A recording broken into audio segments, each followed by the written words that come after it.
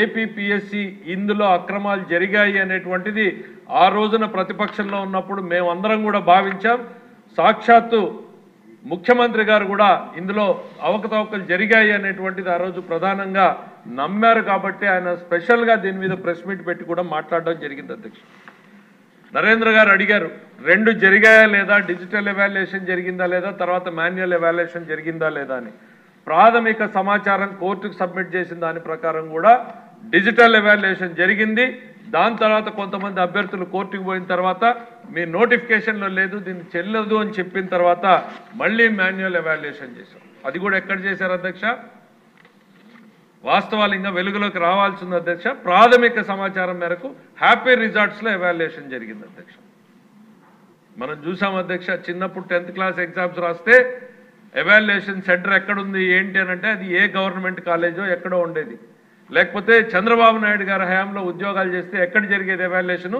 జేఎన్టీయూలో జరిగేది. అత్యంత పకడ్బందీ నిర్వహణ మధ్య జరిగేటువంటిది. ఇక్కడ హ్యాపీ రిజార్ట్స్లో ఎవాల్యుయేషన్ జరిగింది అనేటువంటిది ప్రాథమిక ఆధారాల్ని కోర్టు కూడా నమ్మింది అధ్యక్ష.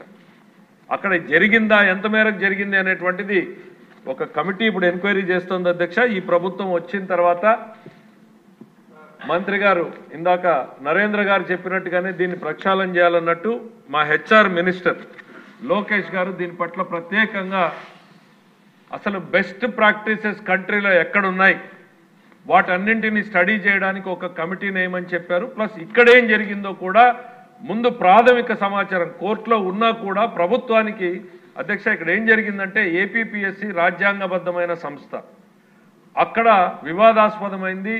అభ్యర్థులు రాజ్యాంగబద్ధమైన సంస్థ మధ్య కోర్టుకు వెళ్ళింది. లేటర్ స్టేజ్లో గవర్నమెంట్ని ఇంప్లీట్ చేశారు అధ్యక్ష. ప్రభుత్వం బాధ్యతగా మన సైడ్ నుంచి గవర్నమెంట్ వచ్చిన వెంటనే ఒక కమిటీని వేయడం, అధికారులకు సీనియర్ స్పెషల్ సెక్రటరీ స్థాయి అధికారుల చేత కమిటీ వేసి దీన్ని వాస్తవాల్ని ఆగస్టు 31 లోపల ప్రభుత్వానికి రిపోర్ట్ సబ్మిట్ చేయమని చెప్పేసి మన హ్యూమన్ రిసోర్సెస్ మినిస్టర్ లోకేష్ గారు ముఖ్యమంత్రి గారి ఆదేశాలతో దాని మీద పర్సనల్గా మానిటర్ చేయడం జరుగుతుంది అధ్యక్ష. ఈ అంశం పట్ల ఈ ప్రభుత్వానికి చిత్తశుద్ధి ఉంది, సీరియస్నెస్ ఉంది. దీన్ని మేము సీరియస్గానే తీసుకున్నాము అనేటువంటి చెప్తున్నాం అధ్యక్ష. కోర్టు పర్యవేక్షణలో ఉన్నందున ఏ రకంగా ముందుకు పోవాలి అనేటువంటిది ఖచ్చితంగా ఆ రిపోర్ట్ వచ్చిన తర్వాత సభ్యులు సిబిఐ అడిగారు, ముఖ్యమంత్రి గారి దృష్టికి తీసుకెళ్తాం. ముఖ్యమంత్రి గారు వచ్చిన తర్వాత ఆ రిపోర్ట్ వచ్చిన తర్వాత అప్రాపరేట్ అనుకుంటే దాని సభ్యులు కోరిన రకంగానే దాని మీద చర్యలు తీసుకుంటాం.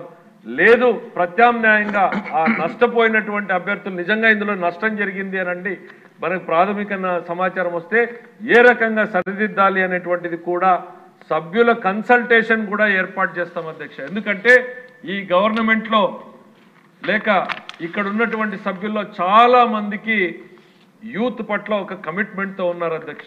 మీతో సైతం మొదలుకొని మీరు ఎప్పుడు మాట్లాడినా కూడా ఓపెన్ అడ్రస్లో మాట్లాడతారు అధ్యక్ష. Youth is the future of the state and nation అనేటువంటిది.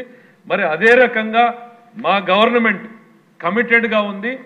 ఏపీపీఎస్సీని యూపీపీఎస్సీ లాగా తయారు చేస్తారు చంద్రబాబు నాయుడు గారు అనేటువంటిది ఈ సభ ద్వారా మీ అందరికీ కూడా నమ్మకాన్ని కలిగిస్తున్నాం అధ్యక్ష. ఎందుకంటే గతంలో మేము ఏం చేసినా కూడా చంద్రబాబు నాయుడు గారు అంతే పకడ్బందీగా జరిగింది.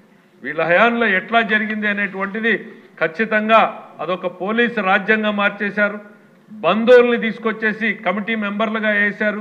ఇవన్నీ కూడా వాస్తవాలు అధ్యక్ష. సభ్యులు చెప్పినటువంటివి బహుశా లిమిటేషన్ ఉండి చాలా తక్కువ మాట్లాడగలుగుతున్నారు అనుకుంటున్నారు అధ్యక్ష. సభ్యుల ఆవేదన ఖచ్చితంగా ప్రభుత్వానికి అర్థమైంది. దాని పట్ల